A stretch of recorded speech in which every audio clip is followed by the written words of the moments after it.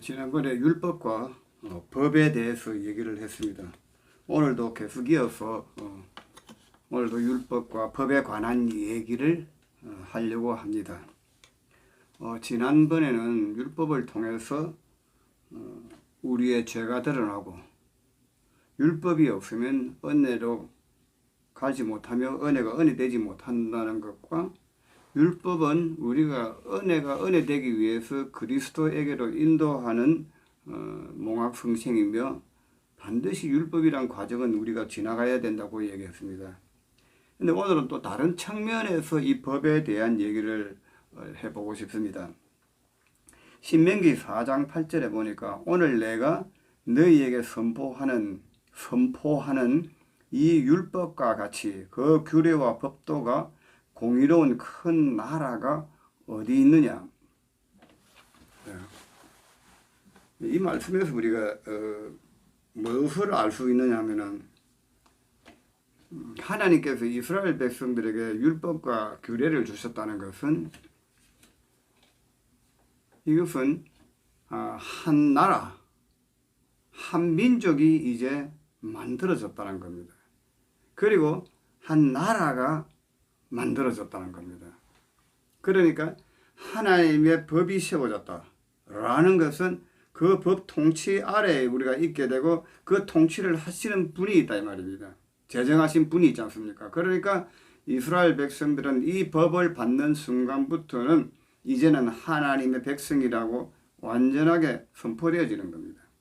그러니까 오늘 말씀도 보니까 오늘 내가 너희에게 선포하는 이 율법과 같이 그 규례와 법도가 공의로운 큰 나라가 어디 있느냐 이 말입니다. 그러니까 하나님께서 오직 이스라엘에게만 이 법을 공의로운 법을 선포하셨다는 겁니다. 그러니까 아직도 이와 같은 법을 받아본 나라도 없고 법을 가진 나라도 없다는 겁니다. 세계 어느 곳에도. 그런데 오직 하나님께서 이스라엘 백성을 선택하셔서 그 자기 백성에게 이 법을 선포했다는 겁니다. 그래서 법이 있다는 것은 뭐냐면 내가 어디에 속했나는 소속감을 또 가지게 하는 겁니다. 법이 없다면 소속감이 없습니다. 존재하지 않습니다. 그리고 법이 있다는 말은 뭐냐면 그 법을 제정하신 분이 계시고 하나님이 계시며 그 법을 받은 사람은 그 하나님의 나라 안에 하나님의 통치권 안에 들어갔다는 얘기입니다. 그래서 그 통치권 안에 들어간다는 것은 이제는 온전히 하나님의 백성이고 하나님의 기업이란 겁니다. 그래서 하나님께서는 이렇게 법을 주시면서 이와 같이 공의로운 나라가 어디 있느냐. 그러니까 하나님의 법, 율법은 공의롭다는 얘기입니다. 자, 다시 또 거슬러 올라가서 창세기로 가봅시다. 에덴 동산에서 하나님께서 아담과 하와에게 분명히 말했습니다. 선악과를 먹지 말라. 선악과를 먹는 날에는 내가 정령 죽으리라고 했습니다. 자, 이 말씀을 다시 역으로 우리가 한번 생각해 봅시다. 먹지 말라, 선악과를 먹지 말라는 이 말씀이 주어지지 아니했다면은 그 선악과란 과일을 먹어도 아무 의미가 없습니다. 그냥 과일일 뿐입니다. 그게 아무런 의미가 주어지지 않습니다. 그런데 먹지 말라라고 하는 법이 딱 선포되고 난 다음 이후부터는 그 선악과가 이 법의 통제를 받고 있는 겁니다. 그러니까 법이 선포되고 난 이후에는 그걸 먹으면 죽느냐 사느냐가 결정이 나는데 그 말이 무슨 말이냐면 그거를 죽는 하나님께서 이거를 먹는 날은 네가 정령 죽으리란 말은 우리가 늘 하는 얘기처럼 우리의 영이 하나님과의 단절되어져서 끊어져 버렸다고 표현도 됐지만은 또 오늘 이 법을 가지고 얘기를 해보면은 그 법을 거역함으로 해서 하나님의 보호를 받지 못하는 것으로 떨어져 나간다는 얘기입니다. 그래서 에덴에서 쫓겨나지 않습니까? 그런데 그 법을 지키고 있으면 항상 하나님의 보호를 받고 있는 겁니다. 통치를 받는다는 겁니다. 그러니까 하나님의 통치를 받고 있으면 아무도 나를 손댈 수가 없습니다. 접근할 수가 없습니다. 그런데 하나님의 통치를 벗어나고 나면은 세상으로부터 수많은 고통과 어려움을 겪어야 됩니다. 하나님의 자녀가 아닌 사람은 세상에서 잘 삽니다. 왜냐하면 그는 세상이 자기들 주인이기 때문에 세상에 통치하는 대로 살기 때문에 아무런 이상과 문제가 없습니다. 그런데 하나님의 자녀가 하나님의 법 아래 서지 못하고 법 밖에 서면은 그 고통은 이루 말할 수가 없는 겁니다. 그래서 하나님의 보호를 받는다. 우리가 그렇게 막연하게 은혜를 받고 나면 이제는 우리가 하나님을 보호하십니다. 이렇게 막연한 것이 아닙니다. 이 법이란 것이 주어져야 됩니다. 법이 안 주어지면 내가 보호를 받는다, 안 받는다, 뭐 근거가 없지 않습니까? 이것 또한 은혜의 두리뭉실이처럼 또한 이런 것 또한 두리뭉실하게 우리는 아무 지각 없이 그렇게 말만 뿌리고 사용할 뿐이지 실제로 내가 하나님의 백성인지 아닌지를 뭘 갖고 증명을 하고 삽니까? 말씀이 증명하지 않습니까? 법이 증명을 한다니까요. 그러니까 이 하나님께서 법을 선포하셨다는 말은 무슨 말입니까? 하나님의 나라가 에덴 안에 이루어졌다는 겁니다. 아담을 통해서 세우고 계시는 겁니다. 그래서 아담 보고 생육하고 번성하고 충만하라 하는 말이 뭡니까? 이제는 하나님의 나라가 충만해져야 됩니다. 그 법 안에서. 그래서 보이지 않는 하나님이 보이는 하나님으로 나타나는 겁니다. 그래서 우리의 형상과 모양을 쫓아 사람을 만들자고 했습니다. 그러니까 보이지 않는 하나님이 흙으로 사람을 빚으시고 그 안에 생기를 넣으시고 법을 넣으심으로 해서 하나님의 형상이 그 법이란 것을 통해서 하나님의 인격과 하나님의 공의와 하나님의 모든 것을 알 수 있게 되는 겁니다. 그런데 이런 법이 안 주어져 버리면 뭐가 되겠습니까? 짐승이라니까. 사람이 아니고 짐승이라니까. 하나님은 에덴 동산에 아담을 통해서 많은 짐승들을 만들고 기는 것과 나는 것과 물속에 훔치는 모든 것을 만들고 이름을 정하게 하셨지만 그들에게 법을 주지는 않았습니다. 그들은 어떤 하나님이 만드신 자연의 법칙에 의해서 그들은 살아가 있을 뿐이지 하나님의 법을 직접적으로 전달한 것은 사람인 겁니다. 오직 사람만이 하나님의 형상으로 지음을 받았기 때문에 하나님께서 법을 세우시고 말씀하심으로 해서 하나님의 인격을 우리가 만날 수 있게 되고 사람을 통해서 그 법 안에 설 때에 하나님의 인격이 그 안에 새겨지게 되어 있습니다. 그래서 법은 이렇게 단순하게만 볼 것이 아니라 여러 측면에서 법을 봐야 된다는 것이 이래서 중요하다는 것입니다. 그래서 하나님께서는 아담이 말씀을 거역하여서 하나님의 법의 통치와 관계를 받지 못해서 에덴으로 쫓겨나갔습니다. 자, 이와 같은 사건이 또 다르지만은 어떤 사건이 벌어집니까? 이스라엘 백성들이 출애굽을 해서 광야에 들어오고 나니까 하나님이 법이 선포되어집니다. 그리고 선포되면서 약속을 합니다. 언약을 맺습니다. 신명기에서 다시 한번 그 언약을 하시면서 뭐라고 말씀하시냐면은 그러니까 신명기 28장에 그 말씀이 법과 저주에 대해서 나오지 않습니까? 그러니까 너희가 내 율례를 지키고 내 법도를 지키면은 천대에 이르기까지 복을 받을 뿐 아니라 원수들이 나를 치러 한 길로 왔다가 7길로 도망간다 그랬습니다. 그리고 어느 누구도 감히 손을 대지 못한다고 그랬습니다. 왜냐하면 하나님의 법 안에 거하기만 하면 그 법의 통치를 받고만 있으면 하나님의 울타리가 되어 있기 때문에 아무도 감히 자기 백성들을 칠 수가 없는 겁니다. 그러나 하나님의 말씀을 거역하고 이방인들의 신을 쫓아가면은 저주를 받는데 3대까지 저주가 이른다 그랬습니다. 그 말은 3대가 지나가면 씨가 끊어진다는 얘기입니다. 그리고 적군에게 포로로 잡혀가서 거기서 종살이 할 것이라고 이미 주님께서 말씀하셨습니다. 그래서 이 말씀들을 통해서 우리가 무엇을 우리가 추적해 볼 수 있습니까? 법이 제정되어진다는 것은 하나님의 인격과 하나님의 형상으로 우리 안에 새롭게 시작을 하시겠다는 겁니다. 그런데 그 법에 대해서는 우리가 의미를 바로 알고 법을 한쪽 측면으로만 봐서는 안 되고 이쪽 측면 저쪽 측면 이 둥근 측면을 봐야 되는 겁니다. 그래서 이 법이 얼마나 중요한 것입니까? 물론 법이 우리를 구원한 것은 아닙니다.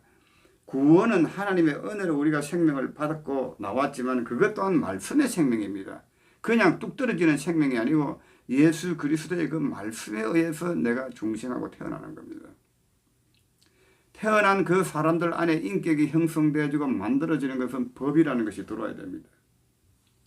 그래서 이게서 우리가 요한복음 1장에 보면은 14절에 보면은 무슨 말씀이 있습니까? 말씀이 육신이 되어 우리 가운데 거하시며, 그러니까 하나님께서 육신의 몸을 입고 말씀이신 그분이 육신의 몸을 입고 우리 가운데 오셨단 말입니다. 그러니까 이스라엘 땅에 오셨단 말입니다. 오셨는데 그분의 모습이 어떤 것이었습니까? 은혜와 진리가 충만하더라 그랬습니다. 그러니까 은혜만 있고 진리가 없다면 그 은혜가 은혜로 성립이 안 된다는 얘기입니다. 은혜가 무엇인지조차도 모릅니다. 에덴 동산에서 아담이 이 법이 주어지지 아니했다면 어떤 일이 벌어지겠습니까? 안에 개념이 없어졌습니다. 아까 처음에 이야기했지만 선악과를 먹지 말라는 법을 제정 안 했다고 합시다. 그러면 아무 법이 없다고 했을 때는 아담 안에 어떠한 개념이 생기겠습니까? 하나님과 조물주가 피조물, 하나님과 나라는 어떤 경계가 없어져 버린다니까요. 경계가 없어져 버리고 그게 무슨 뭐라 그럽니까? 어떤 이 법이라는 것을 통해서 인격이라는 것이 나타나게 되어 있는데 법이 없어버리면은 짐승이나 다를 바 없습니다. 그런데 하나님께서는 법을 세우셨거든요. 그 법을 세운 목적의 첫째는 뭡니까? 한 나라가 선포되어지고 한 국민이 세워졌다는 얘기가 되고 하나님이 계시고 내가 있고라는 관계 형성을 말해주고 있는 겁니다. 이 법은. 그리고 법이 없다면 관계가 형성이 안 됩니다. 법이 있어야 하나님이 계시고 내가 있고 하나님이 있는 겁니다. 법이 없다면 선이 무너져 버리는 겁니다. 그래서 하나님께서 법을 주셨다는 말은 인간과 하나님과 사이에 선이 생겼다는 얘기고, 그리고 관계가 이 법을 통해서 관계라는 것을 입증하고 확증할 수 있는 겁니다. 그래서 은혜와 진리가 함께 있다는 말은 뭡니까? 예수님 안에는 이 진리가 있다는 말은 여러 측면에서 볼 수 있지만 오늘 이 말씀의 법을 갖고 얘기하는 내 안에서 우리가 얘기를 한다면은 예수님은 그냥 예수님이 아니시고 예수님 안에는 질서가 계시고 공의로운 법을 가지고 계시고 그렇지 않습니까?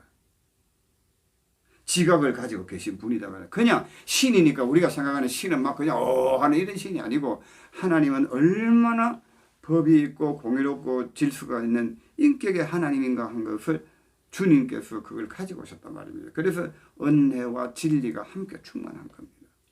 그런데 이 법이 없으면 진리라는 것도 성립이 안 됩니다. 사실은 뭐가 뭔지 모르지 않습니까? 그래서 하나님은 우리에게 법을 주시고 법을 가지고 시작함으로 해서 하나님과 우리 사이가 성립이 되는 겁니다. 그래서 광야에서도 하나님께서도 이스라엘 백성들에게 율법을 주시고 십계명을 주시고 규례를 주심으로 해서 한 민족이 성립이 되어지고 하나님이 통치하고 다스리고 하나님의 왕이시라는 것이 성립이 되어지는 겁니다.